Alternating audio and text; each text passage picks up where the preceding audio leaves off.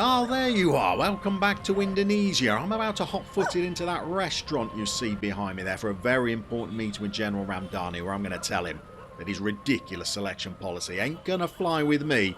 I am a well-respected international football manager. I can't be bound by picking players who are 5'9" or shorter, but it's a little bit awkward. You're probably wondering where Nom is. I've had to leave him back at the hotel. I've managed to convince General Ramdhani that Nom is only 5'7" tall by making Nom kneel every time the General is around, but you know Nom is ruled by his stomach. If he got a sniff of a free lunch, he'd have wanted to come along, and I don't trust Nom to kneel throughout the entire lunch, but... Oh, Nom, just out for a stroll, are you? Fancy bumping into you down here? You okay? No, I'm not going into that restaurant at all. No. Certainly don't have any meetings in there. Look, you head back to the hotel. I'll see you back there in a moment. Cool, that was a close one there. I thought Nom was going to rumble. Nom, what on earth are you dressed as? No, you are not coming into my very important meeting with General Ramdhani. He'll see how tall you are. That disguise is not going to fool him, Nom. I'm sorry. Now go back to the hotel. Right, let's get in there and meet General Ramdhani. General, sorry I'm late. And Nathan, you're here as well, are you? Well, I guess there's wine on the table, so why wouldn't you be? Yes, miss. Oh, thank you for asking. Yeah, I'll take the garden salad, please. Watch it. Anyway, where was I? General Ramdhani. This selection policy is the reason I've called this meeting, to be honest. It's too restrictive. If I'm going to make a success of the Indonesian national team, I need to be able to select whoever I choose. Now, I'm sorry, but this selection policy's got to go. Yes, of course I value my job. Yeah, I understand I knew the selection policy when I signed the contract, but surely it's flexible, isn't it? What have you even got against tall people? They said that to you? They locked you in a... But they should never have done that.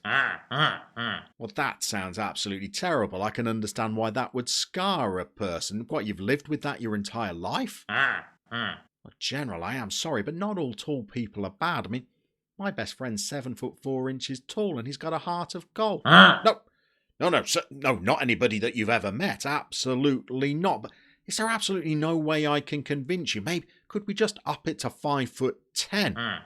Absolutely not, General. Yeah, I understand. But 5'9" it is then. But I'm going to need some help to find players. I don't know the Indonesian game that well. Do you have any contacts?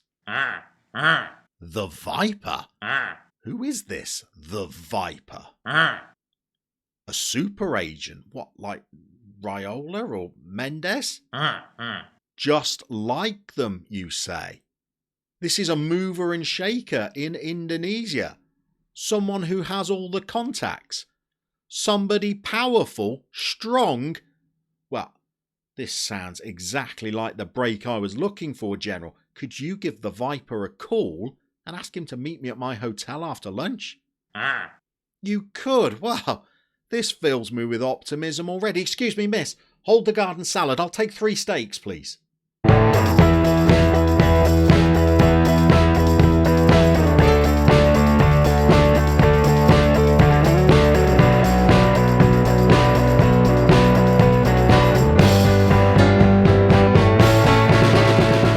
Welcome to the Diddy Men. If you're new to the channel, let's bring you up to speed. I'm not sure I fully understand what's going on, so strap yourselves in. This could be a bumpy ride that started all the way back in FM20 and being appointed as the national team boss of the Northern Mariana Islands, with the quite humble goal of qualifying them out of the preliminary stages of the East Asian Championships, the only competition that they were eligible to compete in. Now, as a goal we went on to achieve eventually, but in one of our early qualification attempts, we were denied by Mongolia, not on points, not on goals scored, not on goal difference, but on alphabetical order.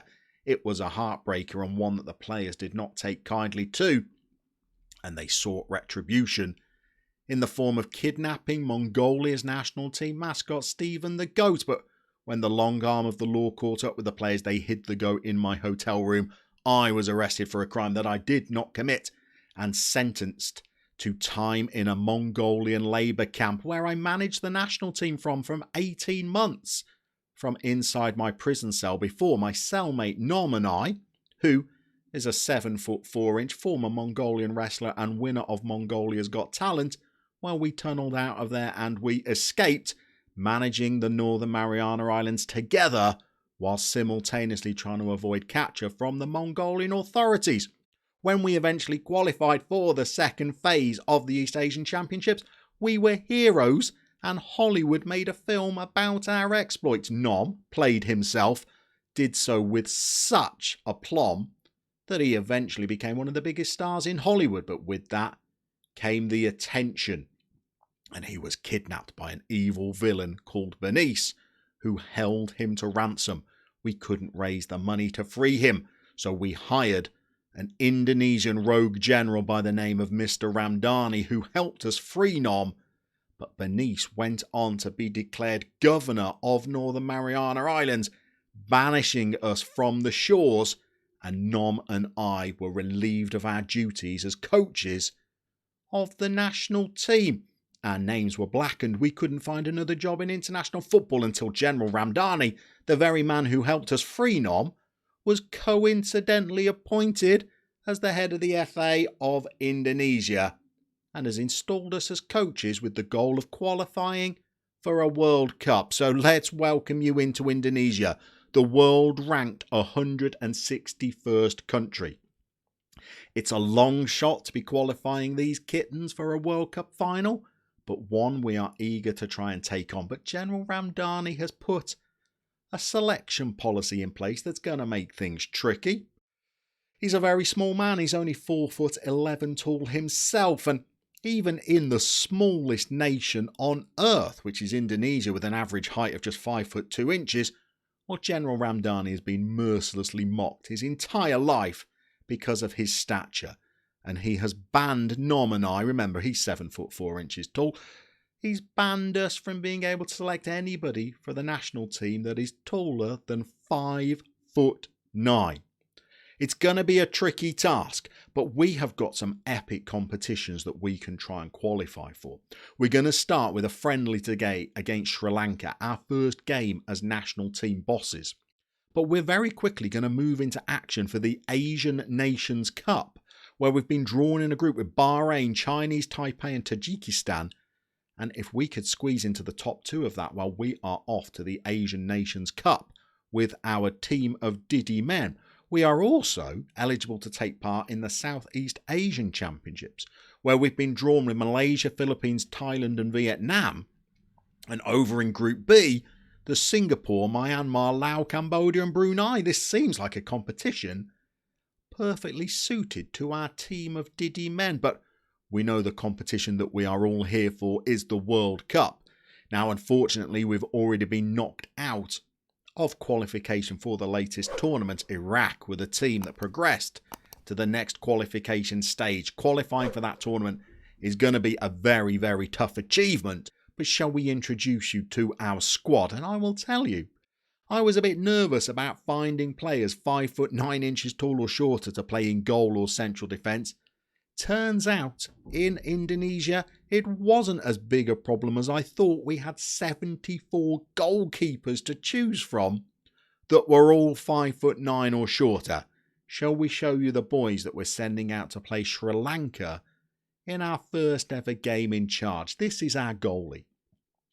Big Ange. He's 5'9", right at the top of the caveat that General Ramdhani's put in place for us. And I don't think this is the worst keeper in the world. He's got a jumping reach of 9 as well, and a command of his area of 9. So I'm hoping with that aerial reach of 11, Big Ange might be the goalkeeper for us for the next few years.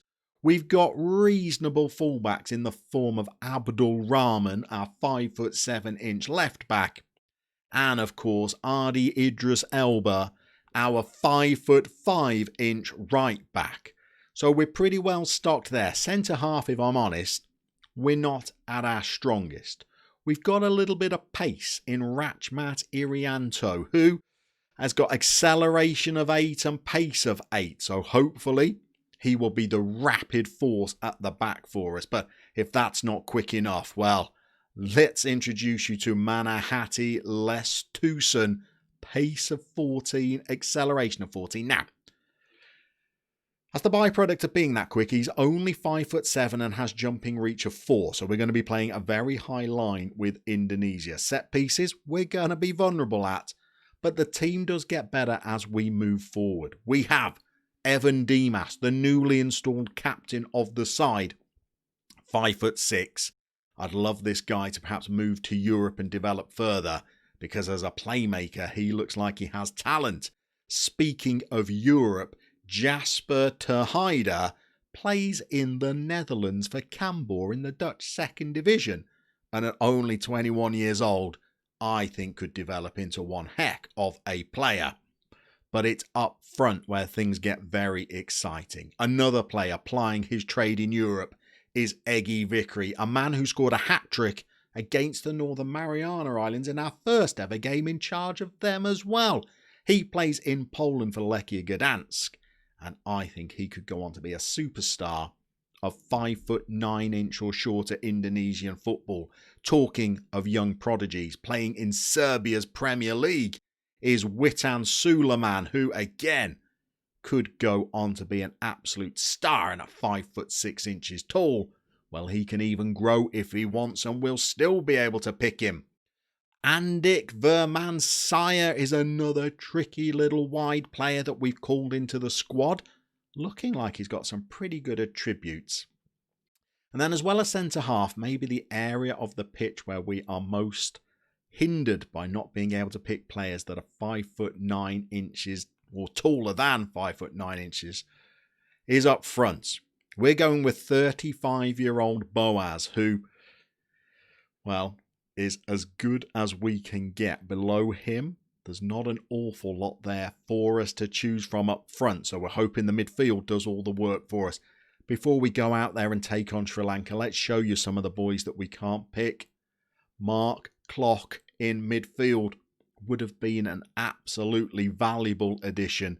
Ezra Valian would have been a great striker if we could have picked him, and at just 23 years old we could have turned him into something, but alas, to no avail. We could have even picked some good 6-foot pluses, naturalised Indonesians like Stefano Lillipali. Well, he would have been an epic addition as well, but we could not make them into our squad. General Ramdhani just wouldn't allow it, so we're going to go and take on Sri Lanka now. It's the first game in a long journey to take a team of Indonesians that are 5'9" or shorter to their ultimate dream of World Cup qualification. We'll see you for the kickoff. Okay, how this is all going to play out is anybody's guess. Could we take Indonesia to a World Cup if we didn't have any restrictions put on us? Possible. Can we take them to a World Cup when we can't pick any players above 5'9"? It's going to be pretty difficult, I reckon. Today is just about trying to test out some of the boys that we've brought into the squad. The media were a little bit baffled by our selection policy. We dropped some pretty famous Indonesian names in order to make sure that we were applying to General Ramdhani's 5'9" philosophy. We've got our first highlight of the game. I'm not even sure it's for us because Sri Lanka have got behind us and volleyed one just wide. I mean, if you can't beat Sri Lanka, well, things are going to be pretty tricky for you long term, I think. We're into the highlights again. Suleiman, this guy is a youngster, but one that I'm pretty excited to develop. He could be an important player for us as we win a corner, and I don't think we're going to be that threatening from set pieces when we have them. All right, I mean, trying to score from a corner when you're only 5'9" is difficult. I haven't set up any set pieces yet. Maybe taking some short ones might be in order. But we're strolling towards half-time of our first friendly in charge, and we've not really threatened. Wouldn't it be ironic if our first goal is from a corner? Alas, it isn't, but we got the ball back again. We've crossed it in. Ah, we have got our tenure underway. It's Suleiman as well. All right, this guy, honestly, he could be a name that we get familiar with. Witan Suleiman. Could be a player. And it's a set piece that's done us. It's a cross into the box. That is a nice crisp finish. Oh, we can breathe a little bit easier. We've got our first goal in charge of Indonesia. Look at the national stadium, by the way. Huge arena. Not exactly packed, but we'll take it. Boaz is not doing great up front, is he? 6 foot or 6.8. Okay, if he was 6'8", God, we really would be in business. Let's give him a nice team talk, shall we? Come on. Delighted so far, keep it up. That has demotivated one of our centre halves. How is that possible? I'm not entirely sure. Should we try a little change up front? Shall we bring in little 5'9" Yandi Sofian up front? Boaz has not been at his best. We've been playing him as a pressing forward. Should we change that role? Should we go advanced? Let's try it. Let's start the second half. Let's see how we get on. We're into the highlights straight away. Sri Lanka are not a great footballing nation. You'd hope to put maybe 3 or 4 past them on a normal day. We've put 1 past them so far, and we've given them a pretty good sight of our goal as well. What have we got here? We're playing crosses low into the box, and it's worked. Oh, Verman Sire has got on the score sheet as well. 29-year-old wide player. He's tucked in from his wide position. He's got a nice little ball from Idris Elba. Slid it along the box there, hasn't he? And he's tucked that away nicely. 2-0, and we're feeling a little bit better about life already. We're trying to get through this first season, seeing as far as we can go in the Southeast Asian Championships. I'm going to regret saying this. That does look like a competition that might even be winnable, even with our selection policy. Let's make a little change. Let's get De Heider off for a rest there. And let's get back out there. Whoa, let's just confirm the sub. That looks like a competition that might even be winnable. I think going to a World Cup is going to be pretty tricky. Going to an Asian Championships is a maybe. That's Southeast Asian Championships. As we curl home our third, we might have a set piece taker on our hands. Nathan Tekapu has been doing some valuable work with them. But yeah, that's Southeast Asian Championships. If we could go to the final of that, well, that would be a good start. And just keep General Ramdani happy. Uh-oh, we've got a defensive corner to defend. Sri Lanka win it, as you might expect. I haven't really worked out a plan defensively for set pieces. I don't know what you do when your tallest player is 5'9" and you've got players in the side who are 5'5" and 5'3". And you can't leave them all up at the halfway line on the counter-attack. But we'll get more into the tactics as we go through the save. I'm sure we'll find little strategies and little ploys that we can use to try and cauterize our defensive wounds. But when Sri Lanka are getting in behind you like that and pulling it back to 3-1, well, it makes you worry when the high line that you're having to play because you're so short is getting carved open like that. I mean, we're playing an offside trap, but one of our centre-halves is playing everybody on side.